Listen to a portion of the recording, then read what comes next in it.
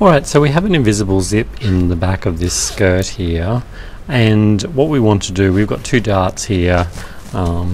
This is the inside, just done it in black so that you can see. What we're going to do is going to finish off this waistline with a facing. So we're going to show you how to bag this out at the centre back. I've got both of my facing pieces overlocked along the bottom, and a really nice easy way to deal with the bottom here so that you don't see the overlocking is literally just to fold the overlocking under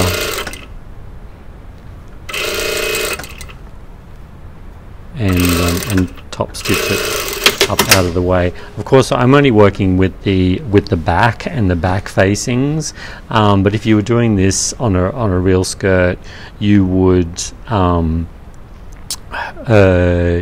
have the facings actually joined together.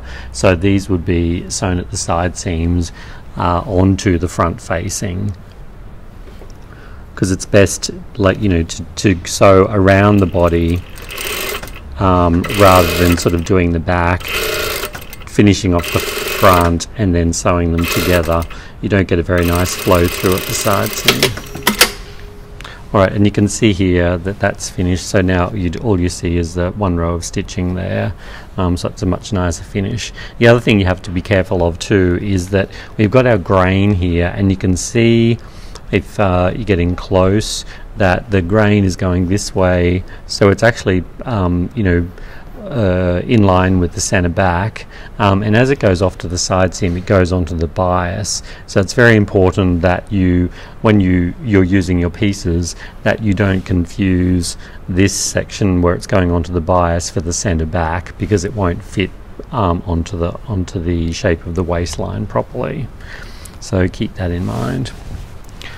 Okay, so what we're going to do now is we want to sew this on. So the first thing we need to do is attach the facing onto the zip here, and one way of working out, because we obviously, if we sew that on flat there and then we fold it back, we're going to end up with bulky fabric around the back of the zip, so that which means that there's a chance that the zip pull can get caught in the facing here.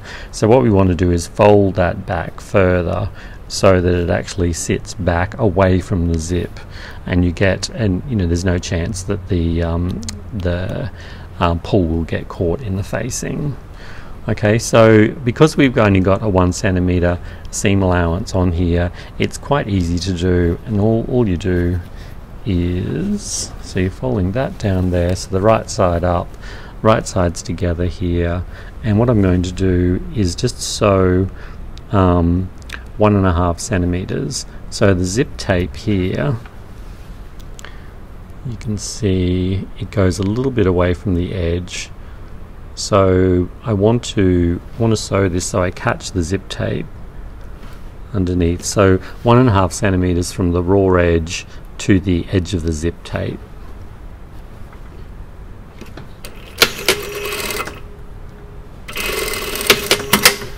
So I've sewn in a little bit from this overlocked edge here, but you'll see on the outside that it's because I've gone over the edge of the zip tape, and there's a centimetre between the edge of the facing and the zip.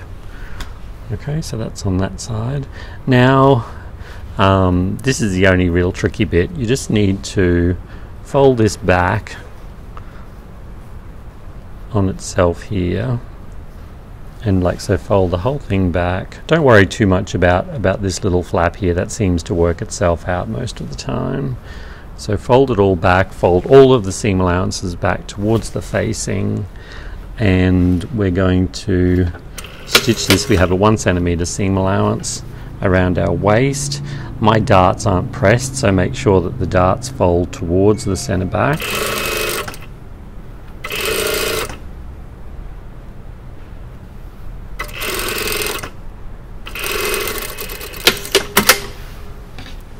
Okay, so that's folded back. This was a little bit out, so that would get cut off there. Not sure how that happened, but and then you can see here, so if we fold this seam allowance, so you see everything's quite quite flat, and we don't have these seam allowances going that way, which is what can happen sometimes if you're not paying attention. So we need to fold this down here, and then we want to poke that out with our fingers. So you can see on the outside there, you can see the teeth, and on the inside our we've got this gap here, so that when the zip pull goes up, there's no chance that it's going to get caught in with the edge of the facing there. Okay, so I'll just do the other side now.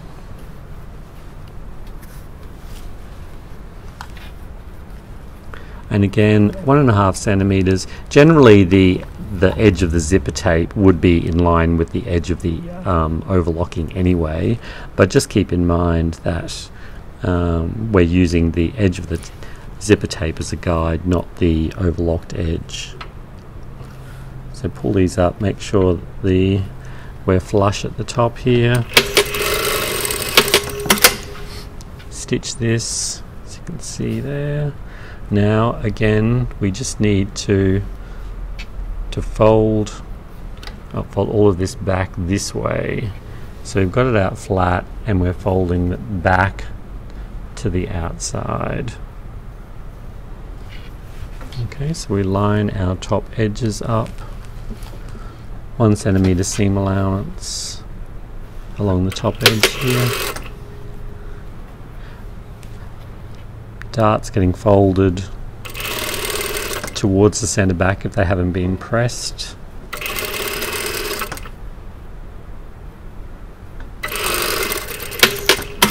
And I've only, if I was going to do this as a complete skirt, I'd leave this open here so that I can then add on the front skirt and finish my seams properly.